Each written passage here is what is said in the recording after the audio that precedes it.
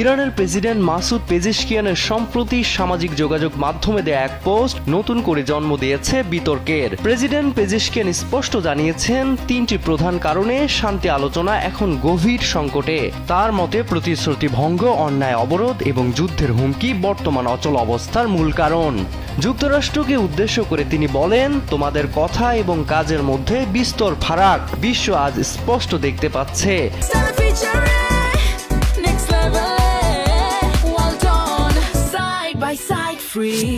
পরিস্থিতি আরো জটিল করে তুলেছেন ইরানের পার্লামেন্ট স্পিকার মোহাম্মদ বাঘের গালিবাফ। তিনি বলেন, নৌ অবরোধ না উঠলে এবং ইসরায়েল আগ্রাসন বন্ধ না হলে হরমুজ প্রণালী পুনরায় খুলে দেওয়া সম্ভব নয়। মনে রাখবেন, এই প্রণালী দিয়ে বিশ্বের সিংহভাগ জ্বালানি তেল পরিবাহিত হয়। এটি বন্ধ থাকা মানে বিশ্ব বাজারে তেলের দাম হু হু করে বেড়ে যাওয়া এবং চরম অর্থনৈতিক মন্দা।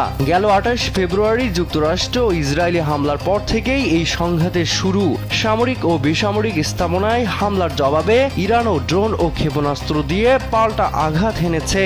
এই পাল্টাপাল্টি লড়াই এখন সাধারণ মানুষের জীবনের উপর বড় হুমকি হয়ে দাঁড়িয়েছে।